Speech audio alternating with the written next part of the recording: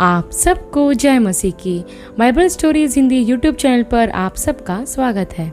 आज मैं आपको उन गलतियों के विषय में बताने वाली हूँ जो लोग प्रार्थना करते समय करते हैं, जिसके कारण उनकी प्रार्थनाएं सुनी नहीं जाती। इससे पहले प्रियो कि हम वीडियो को शुरू करें, आइए हम प्रार्थना करें। प्रभु परमेश्वर, हम धन्यवाद के साथ आपके पास आते हैं और आपसे विनती करते हैं कि आज के वचन को सीखने के लिए हमारी मदद करें, ताकि हम अपने आप को आपके राज्य के लिए तैयार कर सकें। धन्यवाद करती हूँ कि आपने हमारी प्रार्थना सुना और स्वर्गीय राज्य में ग्रहण किया। सारा आदर महिमा आपको देते हुए धन्यवाद के साथ प्रभु यीशु मसीह के नाम से मांगती हूँ, आमीन। प्रियो, हम सब जानते हैं कि प्रार्थना का अर्थ क्या होता है। प्रार्थना वह माध्यम है जिससे हम सीधे परमेश्वर से बात करते हैं। प्रार्थना के जरिए हम अपने दिल की हर एक बात को परमेश्वर को बता सकते हैं। प्रार्थना के जरिए हम परमेश्वर से मार्गदर्शन पाते हैं। और यही नहीं प्रियो, प्रार्थना ही वह माध्यम है जिसके द्वारा हम परमेश्वर से सामर्थ्य, शक्ति और बुद्धि प्राप्त करते हैं, जो इस संसार में जीवन व्यतीत करने के लिए बहुत ज़रूरी है। एक तरह से देखा जाए तो प्रार्थना हमारे लिए एक बहुत ही शक्तिशाली हथियार की तरह है, जिससे हमारे लिए बहुत सी असंभव बातें संभव हो जाती है।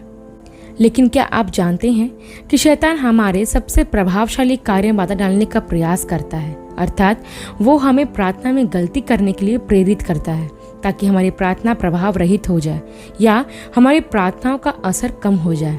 प्रियो, हम प्रार्थना तो करते हैं, लेकिन अक्सर हमारी प्रार्थनाओं में कुछ खामियां रह जाती है या हम गलतियां कर देते हैं, जिससे हमारी प्रार्थनाओं के उत्तर हमें नहीं मिल पाते हैं।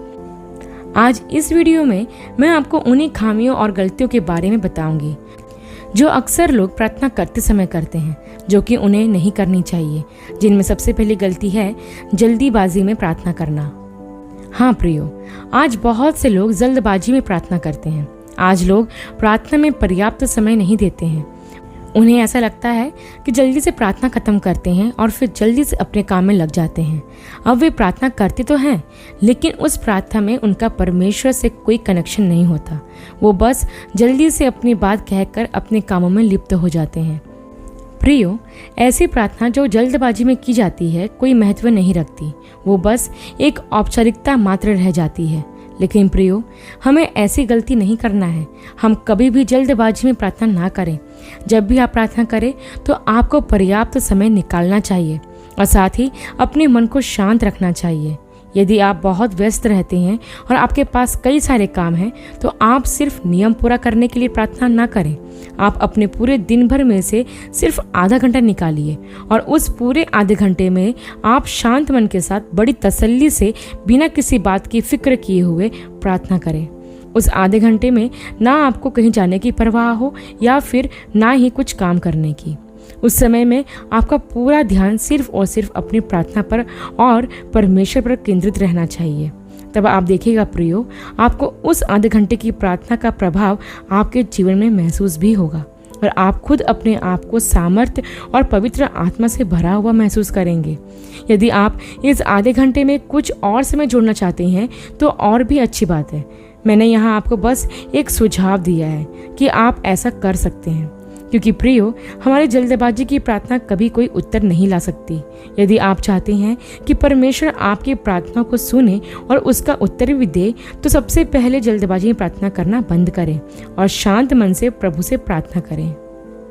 प्रियो, एक बात हमेशा याद रखें कि परमेश्वर के पास हमारे लिए हमेशा समय रहता है, इसलिए हमें भी परमेश्वर के लिए समय निकालना चाहिए।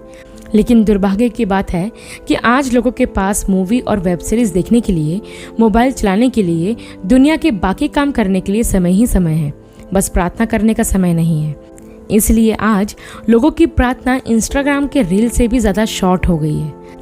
लेकिन प्रियो, सावधान हो जाइए और परमेश्वर के लिए समय निकालिए और शांत मन और धैर्य के साथ प्रार्थना को पर्याप्त समय दीजिए।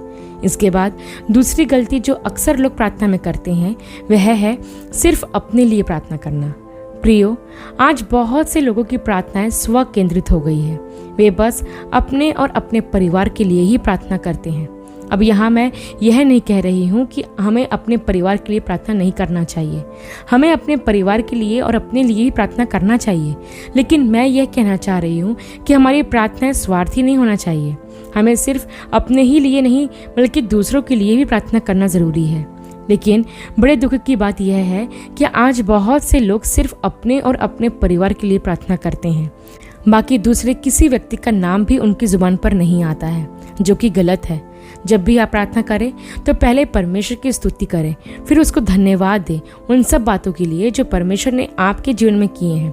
फिर उसके बाद उन लोगों के लिए प्रार्थना कीजिए जिन्हें प्रार्थना की बहुत ज़रूरत है। हो सकता हो वो आपके चर्च का सदस्य हो या फिर आपका कोई जान पहचान वाला हो। कहने का मतलब यह है कि सबसे पहले आपको दूसरों के लिए प्रार्थना करना है, फिर उसके बाद अपने व्यक्तिगत प्रार्थना विषय को परमेश्वर के सामने रखना है। यही तरीका सबसे सही तरीका है प्रार्थना करने का। हमें कभी भी स्वार्थी प्रार्थना नहीं करनी चाहिए और ना ही पहले अपने लिए प्रार्थना करना है। जब हम प्रार्थना करने बैठें तो हमें अपने आप के लिए और अपने परिवार के लिए सबसे आखिरी में प्रार्थना करना है और सबसे पहली प्राथमिकता उन लोगों को देना है जिन्हें हमसे ज़्यादा प्रार्थना की आवश्यकता है, क्योंकि बाइबल हमें सिखाती है कि हम दूसरों के लिए भी प्रार्थना करें। क्योंकि यदि आप याकूब की पत्री के 5 अध्याय और उसके 16 वचन को पढ़ोगे तो वहाँ लिखा है कि एक दूसरों के लिए प्रार्थना करो। लेकिन यदि हम सिर्फ अपने लिए ही प्रार्थना करते हैं तो इससे हमारी प्रार्थना का प्रभाव कम हो जाता है। इसलिए प्रियो, प्रार्थना करते समय यह गलती ना करें। इसके बाद एक और गलती है जो बहुत से लोग प्रार्थना करते समय करते हैं और वो है संदेह। हाँ प्रियो, अक्सर ऐसा होता है कि लोग प्रार्थना तो करते हैं लेकिन फिर भी वो संदेह करने लगते हैं कि जो हमने प्रार्थना में मांगा है वो हमें मिलेगा या नहीं मिलेगा। और यह एक ऐसी गलती है जो लगभग हमारी प्रार्थना के प्रभाव को खत्म कर देती है, क्योंकि प्रभु यीशु ने स्पष्ट कहा है कि हमें प्रार्थना में संदेह नहीं करना है। यदि आप मरकुस रचित सुसमाचार के 11 अध्याय के 23 और 24 वचन को पढ़ोगे तो वहाँ प्रभु यीशु मसीह यह कहते हैं कि मैं तुमसे सच कहता हूँ कि जो कोई इस पहाड़ से कहे तू उखड़ जा और समुद्र में जा पड़ और अपने मन में संदेह ना करे वरन विश्वास करे कि जो कहता है वह हो जाएगा, तो उसके लिए वही होगा। इसलिए मैं तुमसे कहता हूँ कि जो कुछ तुम प्रार्थना करके मांगो तो विश्वास कर लो कि तुम्हें मिल गया और तुम्हारे लिए हो जाएगा। यहाँ इस वचन में प्रभु ने साफ कहा है कि जब हम प्रार्थना करें तो हमें विश्वास करना है कि हमने जो भी प्रभु से मांगा है वह हमें मिल गया है, क्योंकि प्रार्थना में विश्वास बहुत महत्वपूर्ण है जो हमारी प्रार्थना को बल प्रदान करता है। लेकिन शैतान हमारे मन में संदेह और अविश्वास पैदा करता है। वह हमारे मन में यह विचार डालता है कि हमारी प्रार्थना सुनी जा भी रही है या नहीं और हमारी प्रार्थना का उत्तर हमें मिलेगा या नहीं। प्रियो, शैतान तो चाहता ही है कि हम संदेह करें और विश्वास से दूर हो जाए, लेकिन हमें शैतान की योजना को सफल नहीं होने देना है। इसलिए हम जब भी प्रार्थना करें और जिस भी विषय के लिए प्रार्थना करें तो हमें विश्वास करना है कि जो भी हमने प्रभु से मांगा है वह हमें मिल गया है। और जब आप ऐसा करोगे तो आपकी प्रार्थना और अधिक प्रभावशाली होगी और आप परमेश्वर की इच्छा अनुसार उन बातों को पाओगे जो आपने मांगा है। इसलिए प्रियो, आप जब भी प्रार्थना करें तो संदेह बिल्कुल ना करें। इसके बाद चौथी गलती जो लोग प्रार्थना करते समय करते हैं वो है क्षमा ना करना और मन में कड़वाहट रख के प्रार्थना करना। हाँ प्रियो, बहुत से लोग प्रार्थना करते समय अपने मन में दूसरों के प्रति ईर्ष्या और कड़वाहट भर के रखते हैं, जिससे उनकी प्रार्थना सुनी नहीं जाती है। प्रियो, कई बार ऐसा होता है कि जो लोग हमें चोट पहुंचाते हैं या किसी भी तरह से हमें परेशान करते हैं तो हम उन्हें क्षमा नहीं कर पाते हैं और हमारे मन में उनके प्रति नफरत और कड़वाहट भरी रहती है और हम उसी नफरत और कड़वाहट के साथ उन्हें क्षमा ना करके प्रार्थना करते हैं और हमारी यह गलती हमारी प्रार्थना की शक्ति को कम कर देती है। प्रियो, बाइबल हमें साफ साफ बताती है कि हमें अपने अपराधियों को माफ़ करना है। हमें उन सभी को माफ़ करना है जिन्होंने हमें चोट पहुंचाई है या हमें नुकसान पहुंचाए हैं।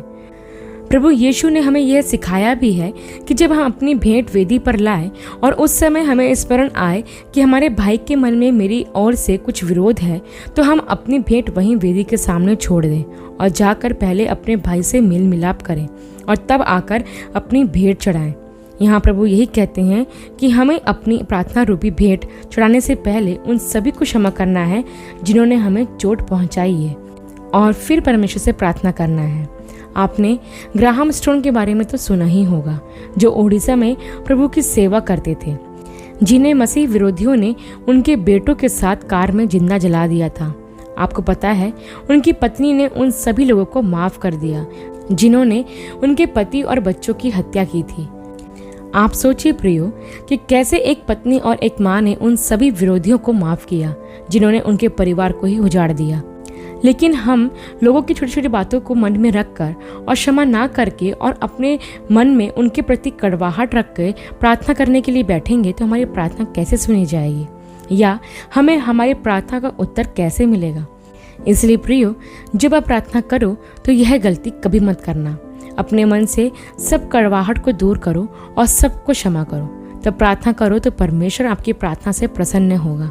आपकी प्रार्थना आपके लिए और दूसरों के लिए आशीषें लेकर आएंगी। इसके बाद पांचवी और आखिरी गलती जो लोग प्रार्थना करते समय करते हैं वो है प्रार्थना को सिर्फ एक औपचारिकता के रूप में देखना।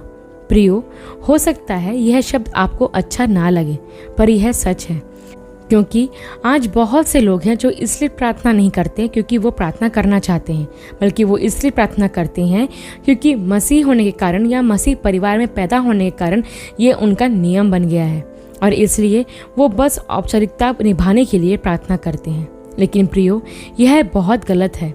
आज के समय में जवान बच्चों के जीवन में यह गलती बहुत ज़्यादा देखने को मिलती है, क्योंकि आज के मसीही जवान इसलिए प्रार्थना नहीं करते हैं कि उनके मन में, बल्कि वो इसलिए प्रार्थना करने बैठते हैं क्योंकि यदि वो प्रार्थना करने नहीं बैठेंगे तो मम्मी या पापा से डांट पड़ेगी या उनके परिवार का नियम खराब हो जाएगा।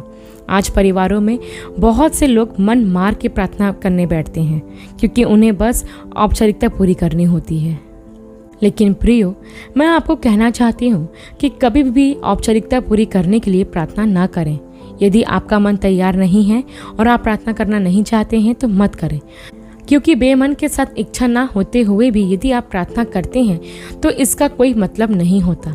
फिर आपका प्रार्थना करना और ना करना एक बराबर है। इसलिए प्रियो, कभी भी औपचारिकता निभाने वाली प्रार्थना ना करें। जब भी आप प्रार्थना करें, पूरे मन के साथ प्रार्थना करें।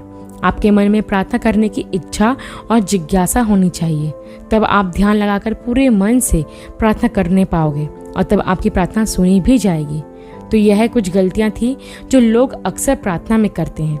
यदि आप भी ऐसी कोई गलती करते हैं तो अपने प्रार्थना में जीवन में सुधार लाइए और इन गलतियों को करने से बचिए। आशा करती हूँ प्रियो, आज की यह वीडियो आपके लिए आशीषमय रही होगी। अगली वीडियो में एक नए विषय के साथ आप सबसे फिर मुलाकात होगी।